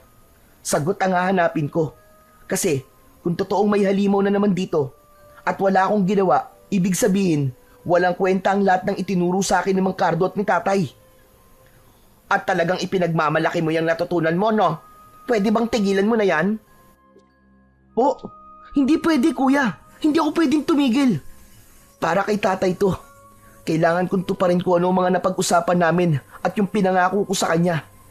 Hindi ko basta-basta bibitiwan ang tungkulin ko para sa ibang tao. Ayun na nga, Israel. Yan ang problema sa iyo eh. Palaging ibang tao ang iniintindi mo. Palaging ibang tao ang iniintindi niyo ni tatay. Pero minsan ba sumagi sa isip nyo na sa kalagitnaan ng gabi, iniiwan nyo ako mag-isa dito na kayo lang palagi ang magkasama? Kuya, anong ibig mo sabihin? Anak din ako ni Tatay Israel, pero ano, mag-isa ako dito, takot.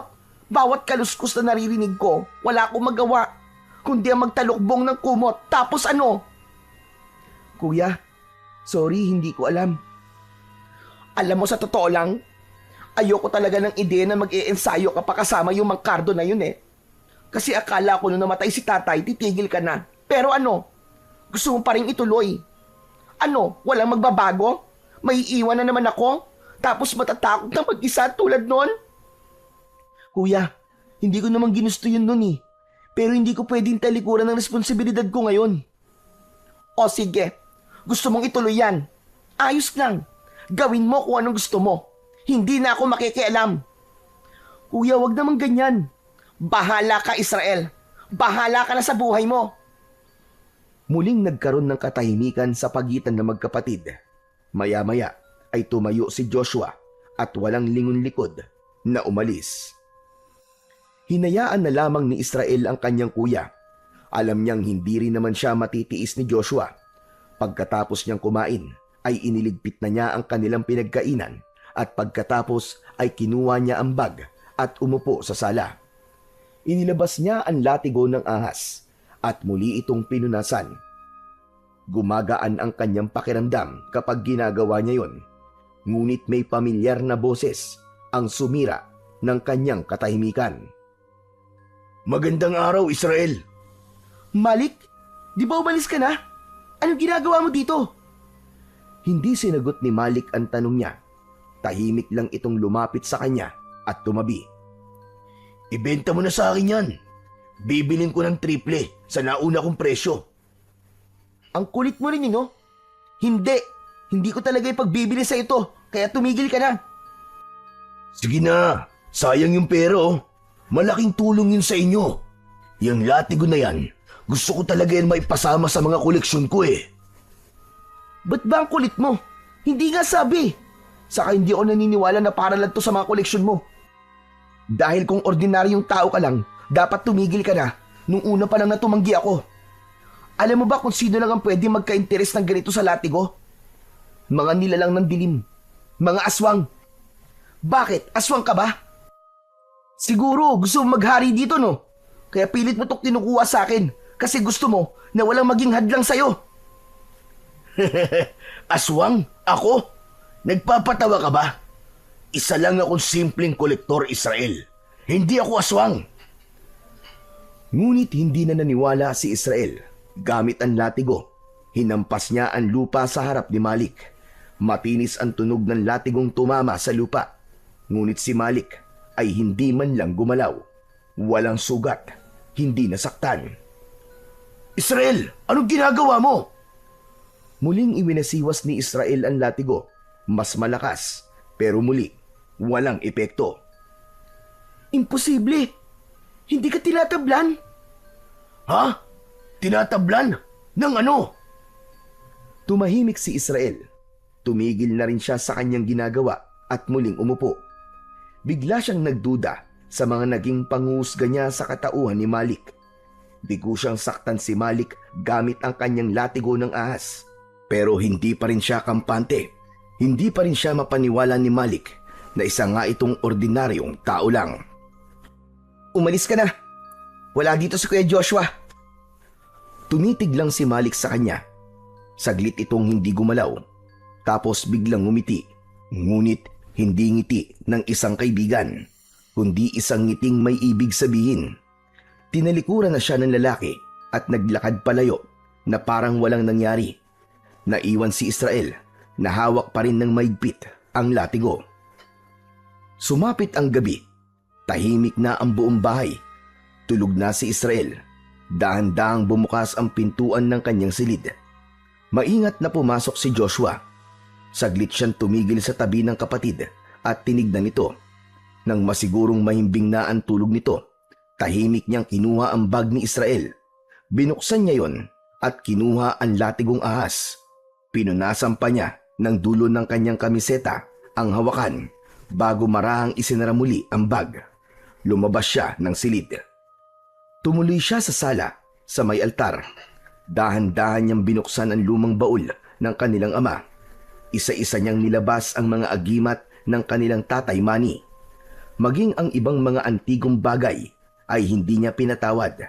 Nilimas niya ang lahat ng laman ng baul. Napatingin siya sa litrato ng kanyang ama na nakapatong sa gilid ng altar. Patawad po, Tay. Pero kailangan ko tong gawin. Para naman to sa amin ni Israel eh. Para sa kinabukasan namin. Saka ayoko na po talaga na sumunod siya sa yapak nyo.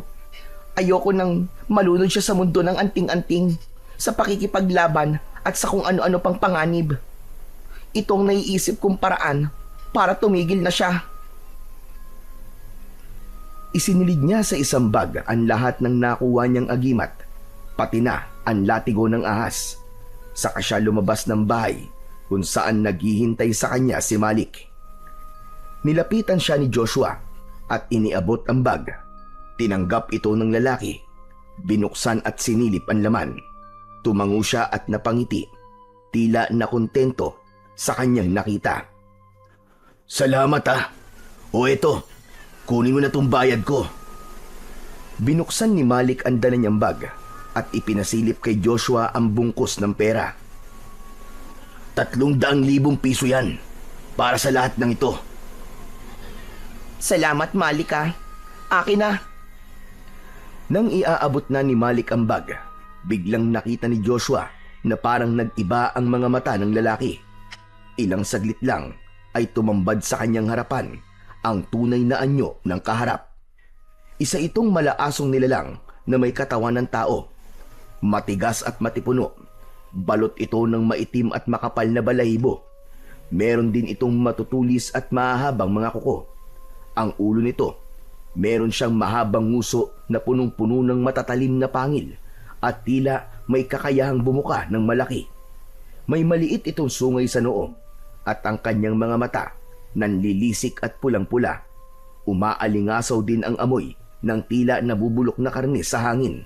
At ang boses nito nagbago, parang bumaba, namaos, parang galing sa hukay. Hindi maaari ito! Aswang ka! Tama nga si Israel! Aswang ka nga! Hindi mo alam kung anong halaga ng mga to sa akin. Salamat, Joshua. Tinulungan mo kong makuha ang mga to. Ngayon, wala nang makakapigil sa akin. Akin na ang buong baryo nyo. Napaatras si Joshua dahil sa takot. Dahan-dahan namang lumalapit sa kanya ang aswang. Tumigil ka! Anong gagawin mo? Wag! Wag kang lalapit! Nagugutom ako. Kailangan kong kumain. Wag! Sinugod ni Malik si Joshua, pero bago pa ito tuluyang makalapit, biglang sumulpot sa harap ni Joshua si Israel. Agad nitong itinulak ang halimaw palayo. Hayop ka! Layuan mo ang kuya ko! Tumilapon ng aswang at sumalpok sa puno. Nagulat si Joshua sa ipinakitang lakas ni Israel. Nakaposisyon ito na parang handang-handa sa pakikipagdigma. Nagulat din si Malik. Malakas ka. Paano nangyari yun? Sinasabi ko na nga ba, aswang ka! Pero bakit? Bakit hindi ka tinablan ng latigo ko kanina? Ngumisi si Malik. Lumitaw ang malapad niyang dila at kumislap ang matatalas niyang mga mata. Dahil hindi ako karaniwang aswang lang, Israel. Ako ay isang gabunan. Isa sa pinakamalakas na uri ng aswang na nabubuhay. Makapangyarihan. Mas mahusay magbat kayo. Mas tuso. Mas mapanganib. At ngayon, wala na kayong laban sa akin. Nagbabadyang sumugod si Malik. Umalulong ito ng napakalakas.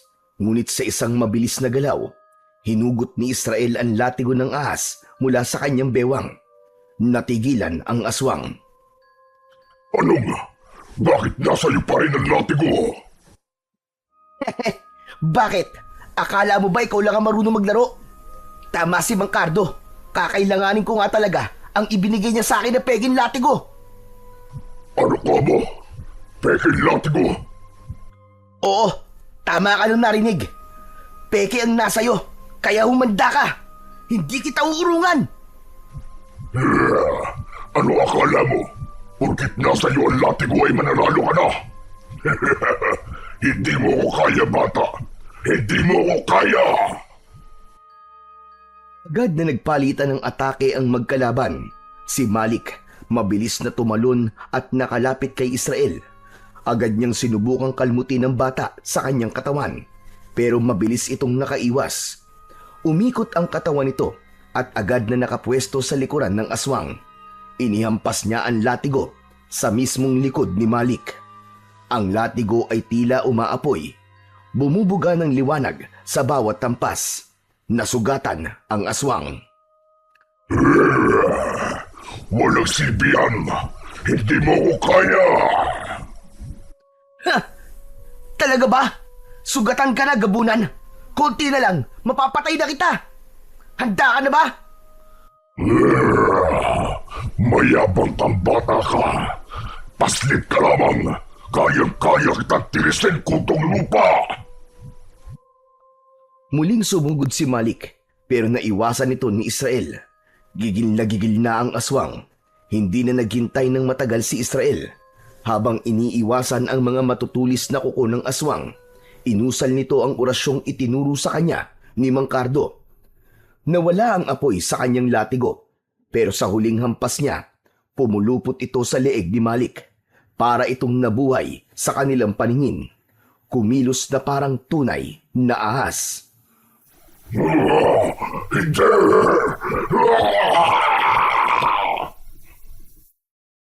Lalong humigpit ang pagkakapulupot ng ahas.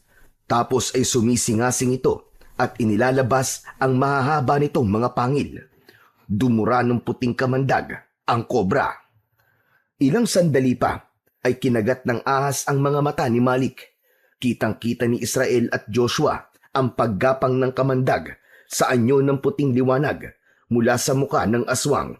Gumuhit ang puting liwanag papunta sa kanyang muka, tapos kumalat sa kanyang buong katawan. Napasigaw si Malik. Nangisay, nagliyab ang balat niya sa bawat guhit ng kamandag. Putong lupa pala, ah. Tapos ka na, gabunan. Mabubulok ka sa impyerno. Sumiklab ang apoy sa katawan ni Malik. Unti-unti nang natupok ito at tuluyang naging abo. Tumahimik ang paligid pagkatapos ng laban. Nanatili namang nakatitig si Joshua sa kanyang kapatid. Di makaimik dahil sa kanyang mga nasaksihan. Kuya, tapos na. Wala na ang aswang. Israel, paano mo nagawa yun? Ang galing mo. Ang galing mo palang makipaglaban. Siyempre, magagaling po ang mga teacher ko, kuya. Nanginginig pa rin si Joshua, pero pinilit niyang lumapit kay Israel. Bunso, patawarin mo si kuya, ha? Akala ko tama yung ginawa ko. Pero kasi... Hayaan mo na yun, kuya. Tama na. Huwag na natin pag-usapan yun. Nagugutom na ako eh. May pagkain ba tayo? Napatawa si Joshua sa gitna ng kanyang pagluwa at agad na niyakap ang kanyang kapatid. Oo, may pagkain tayo.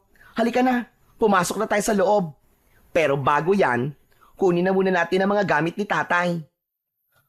Matapos magkaayos, pinulot nila ang bag na naglalaman ng mga gamit ng kanilang ama at ang pera ni Malik. Binitbit nila ito sa loob ng kanilang bahay at maingat nilang ibinalik ang mga agimat sa baul. Kinabukasan ay nagdesisyon ang dalawa na puntahan si Mang Cardo sa bahay nito. Naabutan nilang nasa balkon ang matanda at tila may hinihintay. Hindi ito nagulat nang makita ang dalawa. Parang inaasahan na nito ang kanilang pagdating. Mang Cardo, may gusto po sana akong sabihin sa inyo. Gusto ko pong turuan niyo din po ako na maging katulad ni Israel. Gusto ko pong matuto para maipagtanggol ko rin po siya o kahit na makatulong man lang sa mga kakaharapin niyang laban. Umiling ang matanda, sabay tapik sa balikat ni Joshua. Hindi ka bagay doon, iyo. Iba ang daan mo. Hindi ka para sa latigo o sa pakikipaglaban. Pero malaki ang maiaambag mo sa ibang paraan. Itinuro sa kanya ng lalaki ang tungkol sa mga halamang gamot at kung paano gamitin ang mga ito sa pagpapagaling ng mga may sakit. Samantala isang araw, nang matapos ang leksyon ni Joshua at Mang Cardo, lumapit si Israel sa dalawa at nagtanong. Mang Cardo, bakit po pala may peking latigo? Huminga ng malalim ang matanda at tumingin sa malayo. Tila inaalala ang isang mapait na nakaraan. Israel, gusto mo ba talagang malaman? Pero ayokong sirain na magagandang alaala nyo sa inyong ama. Handa po akong makinig, Mang Cardo. Gusto ko pong malaman ng totoo. Sige, makinig kayo sa sasabihin ko.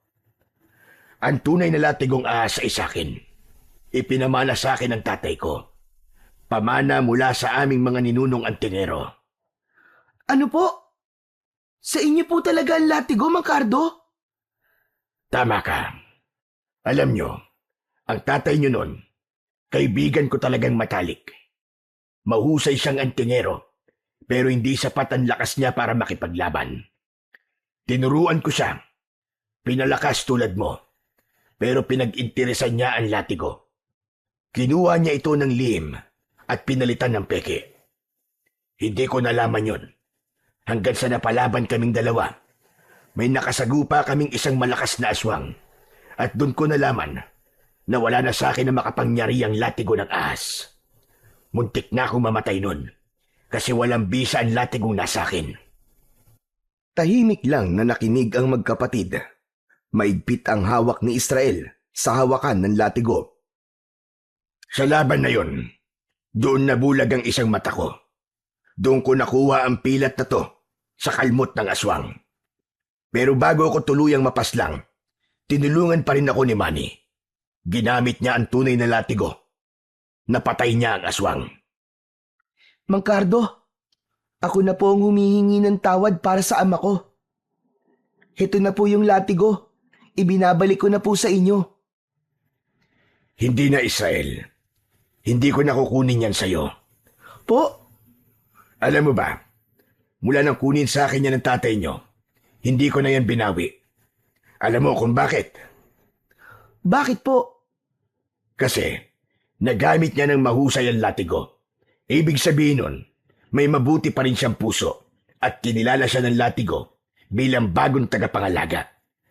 Kasi hindi naman niya yan magagamit kung hindi siya mabuti. Talaga po? Tama ka. At ikaw, Iyo, tinanggap ka rin ng latigo. Isa ka ring tagapangalaga. Kalimutan mo na yung nagawa ng tatay mo. Matagal ko na siyang napatawad. Salamat po, Mang Cardo. Pero sigurado po ba kayong ibibigay niyo na po talaga to sa akin? Kasi 'di ba, mula pa po ito sa mga ninuno niyo. Karapat dapat ba talaga ako maging tagapagmana niyo? Oo naman. Wala naman akong anak na magmamana niyan eh. At saka, nag-iisa lang ako. Wala akong kapatid. Kaya talagang nakatadhana sa iyong bagay na yan. Ingatan mo at gamitin lamang sa mabuti ang kapangyarihan yan. Opo, pinapangako ko po, Mang Cardo. Salamat po. Maraming salamat po ulit sa lahat. Niyakap ni Israel si Mang Cardo ng maigpit. Isang yakap na punong-puno ng respeto, pasasalamat at pangako. Hindi man niya ito tunay na kamag-anak. Itinuring niya itong isang pangalawang ama. Damang-dama ni Mang Cardo ang init ng yakap na yon. At bagamat sanay siyang mag-isa, hindi niya napigilang mapaluha. Makalipas ang maraming taon, ang baryo ay nanatiling tahimik at ligtas. Si Joshua ay naging eksperto sa paggamit ng mga halamang gamot. Naging isa siyang sikat na manggagamot. Tinutulungan niyang gumaling ang mga may karamdaman, lalo na yung mga taong nawawalan na ng pag-asang gumaling. Masaya si Joshua sa kanyang ginagawa. Tama si Mang Cardo, bagamat iba ang daan niya, kasing halaga din niya ang naging tungkulin ng kanyang kapatid na si Israel. At si Israel ay naging tulad ng kanyang ama. Palaging nagbabantay, palaging nagpoprotekta. Hindi niya hinahayaan na mapasok ng kung anumang masasamang nilalang ang kanilang baryo. Siya ay nakapangasawa at nagkaroon ng mga anak. Isa sa mga bata ang nagpakita ng interes sa kanyang ginagawa. Nang makita niya ito, tulad ng kanyang ama, sinanay niya ito kagad maski sa murang edad pa lamang. Hindi siya nagsayang ng oras. Inihanda niya kagad ang anak para maging sunod na tagapangalaga ng latigong ahas, napoprotekta at magiging tagapagtanggol ng mga naaapi laban sa mga kampon ng kadiliman.